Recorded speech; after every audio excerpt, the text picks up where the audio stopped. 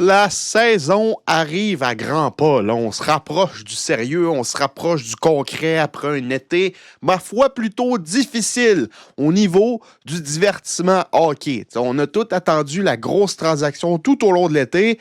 On est le 25 août, c'est jamais arrivé, du moins pour l'instant. Hein? Puis plus on avance dans le temps, comme je l'ai dit à maintes et maintes reprises, moins c'est probable que ça l'arrive. Hein? Puis ça pourrait mettre le Canadien dans le trouble, à mon humble opinion, si rien n'est conclu d'ici Noël.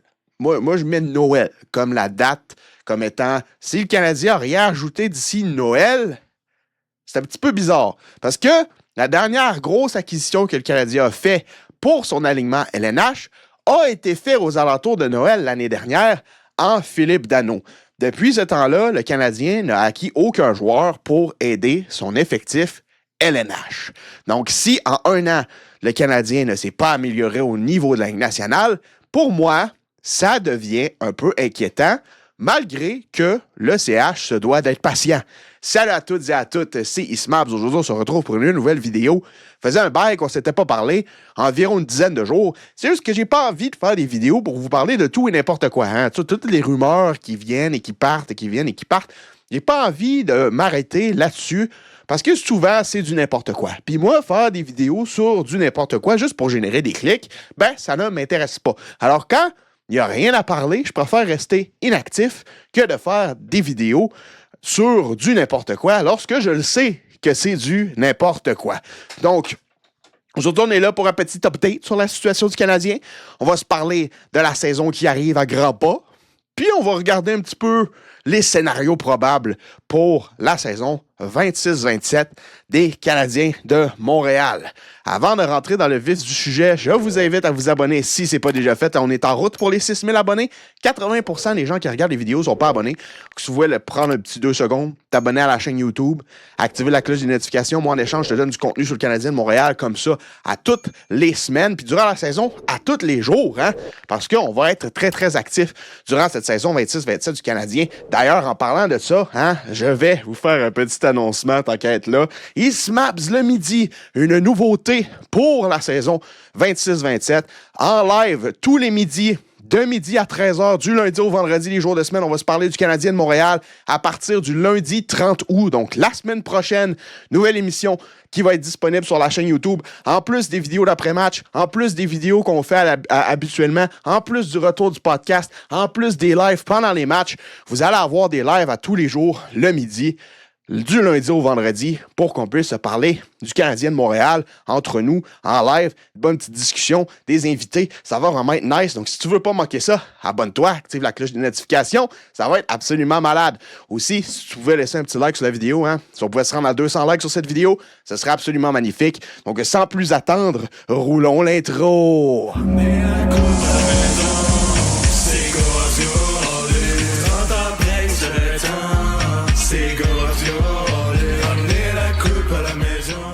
Eh oui! Hein, le Canadien, comme je l'ai dit, toujours pas de transaction de fait. Puis je pense que ça pourrait les mettre dans le trouble, à la limite où il y a quelque chose qui arrive. T'sais, si tout le monde reste en santé, il n'y en a pas de problème. Le Canadien va être compétitif. Ils vont probablement avoir un petit edge sur certains éléments de leur jeu par rapport à l'année passée, à cause que les joueurs sont jeunes puis ils vont continuer de s'améliorer. Indirectement, même si tu ne fais pas d'ajout, avec ton Demidov qui va s'être amélioré, avec ton Hudson qui va être encore meilleur, avec ton Dobson qui va être plus adapté au système, indirectement, comme ça, tu t'améliores. Ça, c'est indéniable. Sauf que ne pas avoir ajouté en profondeur, que ce soit du côté droit de la défensive, qui est problématique selon moi, surtout si tu as l'intention d'utiliser Hudson à droite, parce qu'utiliser Hudson à droite, c'est comme lui mettre un handicap. C'est comme si tu allais courir avec un sac à dos de 50 livres sur le dos. Tu te mets un handicap. Mettre Hudson à droite, c'est la même chose. C'est comme si tu mettais un handicap à ton meilleur joueur, puis on veut pas ça. Hudson, il faut qu'il joue à gauche. Fait que, idéalement, il aurait fallu que tu aies cherché un défenseur droitier. Ça n'a pas été fait. Est-ce qu'Arenbacher va faire le saut? C'est possible. Ça va dépendre de son camp d'entraînement. J'ai hâte de voir ça. Ça va être très, très intéressant. Puis ça va être le fun de discuter de ça tout au long du mois de septembre. Mais c'est une incertitude. Hein? Puis même si Reinbacher réussit à se tailler un poste dans l'équipe, il n'y a rien qui indique qu'il ne se blessera pas parce que c'est un joueur qui est propice aux blessures depuis le début de sa carrière professionnelle et depuis qu'il a été sélectionné par le Canadien lors du repêchage de 2023. Donc, beaucoup d'incertitudes à ce niveau-là. Puis il y a beaucoup d'incertitudes au niveau du deuxième trio puis au niveau de la profondeur à l'attaque dans le top 6. Tu sais, Caulfield, Suzuki, Slavkovski, Demidov, ces gars-là, on le sait, qui vont jouer sur le top 6 à l'attaque. Tu as de la profondeur sur ton 3-4e trio. Le problème n'est pas là. Le problème est que tu as des joueurs de 3e trio sur ton 2e trio pour jouer avec Demidov, qui est pour moi ton futur meilleur joueur à l'attaque. Demidov, dans son prime, c'est un joueur de 100 points et plus. On peut tous se mettre d'accord là-dessus que c'est son plafond. Hein? C'est un Kucherov, Kaprizov type de joueur. Puis il va en amasser des points. Puis si tu veux le rendre à son meilleur, puis le mettre dans la meilleure des situations possibles, il faut que tu lui trouves des partenaires, des trios stables, qui sont capables de suivre la cadence avec lui. Hein? Je veux dire, Alex Newhook, gros respect pour Alex Newhook, sauf que tu as besoin de mieux que ça. Kirby Dach, c'est la même chose. Oliver Kapanen, c'est la même chose. Donc, de ne pas avoir fait cette acquisition-là durant l'été, c'est pas catastrophique. Sauf que plus tu attends pour le faire, plus tu as des dangers de te mettre dans une situation inconfortable, surtout s'il y a des blessures. Quand je regardais ça hier, je regardais l'alignement projeté du Canadien, je me disais, fait que dans le fond, là, on est à une blessure près à Nick Suzuki de se ramasser au fond du classement. Parce que la profondeur de la ligne de centre du Canadien est catastrophique. Quand Suzuki est là, c'est correct. Sauf que si tu enlèves Suzuki à long terme pour une blessure, c'est qui ton premier centre? T'as pas de deuxième centre. Fait que ton premier centre devient un troisième centre. Fait que tu te ramasses, s'il y a une blessure à Nick Suzuki, avec soit Jake Evans ou soit Philippe Danault comme premier joueur de centre. Puis moi, juste de penser à cette éventualité-là, ça me fait peur. Oui, Nick Suzuki, c'est pas un joueur qui se blesse souvent. C'est pas un joueur qui se met dans des situations où il peut se faire blesser facilement. C'est un joueur qui joue de manière intelligente, un peu comme Phil Kessel, on l'a vu tout au long de sa saison. Sauf que c'est pas parce qu'il s'est jamais blessé dans sa carrière que ça arrivera pas. On prend souvent trop pour acquis que Nick Suzuki va jouer l'entièreté de la saison. Sauf que des fois, ça prend juste une bad luck pour qu'il se blesse à moyen ou à long terme. Puis ça, si ça l'arrive, ça place le Canadien dans une situation assez compliquée. C'est pour ça que je pensais, personnellement, qu'il allait tout faire en leur pouvoir pour aller chercher ce deuxième joueur de centre-là pour éviter ce genre d'éventualité-là. Hein, moi, je m'attendais à ce qu'il surpaye, à ce qu'il ne se pose pas trop de questions. Finalement, ça n'a pas été fait. Puis il semble que c'est pas ça le plan. Sauf que là, demain, pour camp d'entraînement, si le Canadien se ramasse un peu comme les Panthers, la saison dernière, Barkov s'est blessé, le Suzuki se blesse. On est une équipe de fond de classement. Pas parce que l'équipe n'a pas de profondeur en telle, juste parce que la ligne de centre sans Nick Suzuki est catastrophique. Puis on peut pas toujours se dire « Ah ouais, mais Suzuki va jouer toute la saison » parce que éventuellement, ça peut arriver qu'il se blesse. Puis s'il se blesse, c'est un peu comme quand, dans le temps qu'Harry Price se blessait, on est dans le trouble parce qu'on n'a personne pour prendre sa place. Beaucoup de respect pour Philippe Danault, Jake Evans, c'est des joueurs de rôle. C'est des joueurs incroyables dans ce qu'ils font.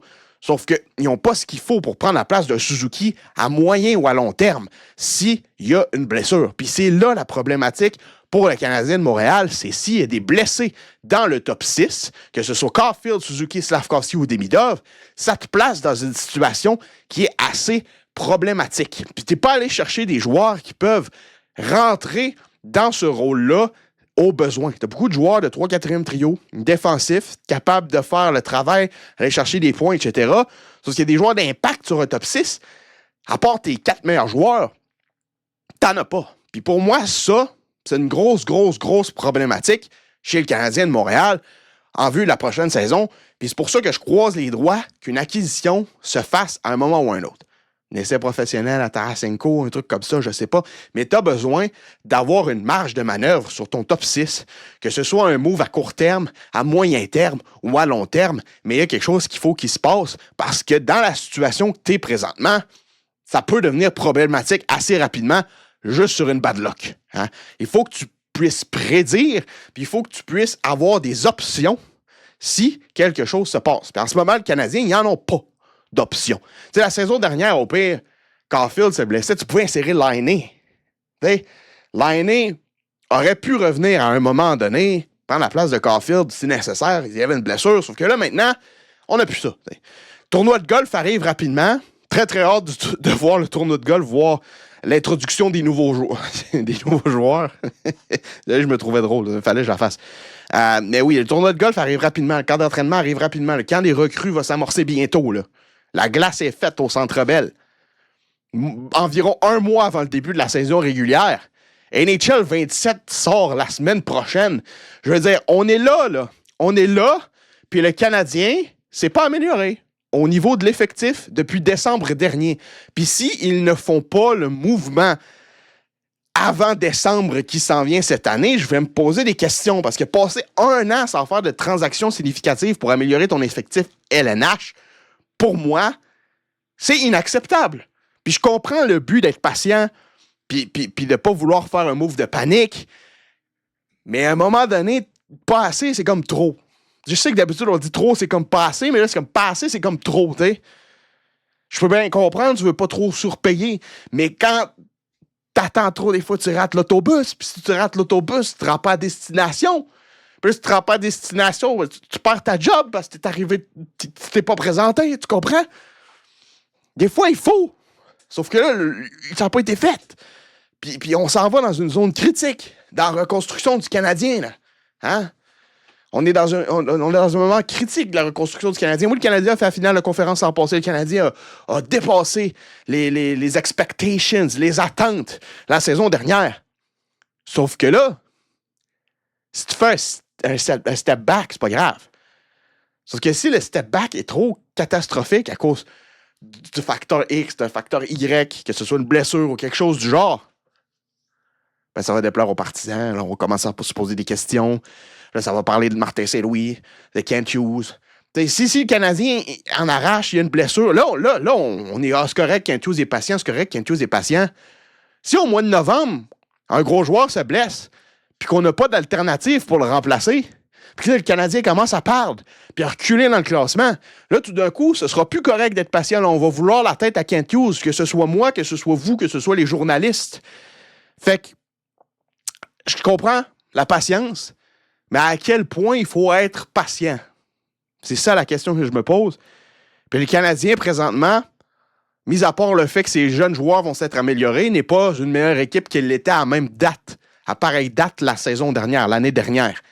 Puis ça me fait poser des questions, notamment sur la position de centre, parce que si Suzuki se blesse, t'es dans le trouble, puis pas à peu près. Puis ça peut te gâcher une saison assez rapidement. Tandis que si t'as un deuxième centre qui est là derrière, tu peux le monter, ça replace les choses, c'est beaucoup moins catastrophique, puis tu peux continuer d'amasser des points en attendant que Suzuki revienne. Là, si Suzuki se blesse dans une éventualité, ou que ce soit Suzuki, Slafkovsky, Caulfield, Demidov, je prends Suzuki en exemple parce que c'est lui qui serait le plus catastrophique si jamais ça arrivait.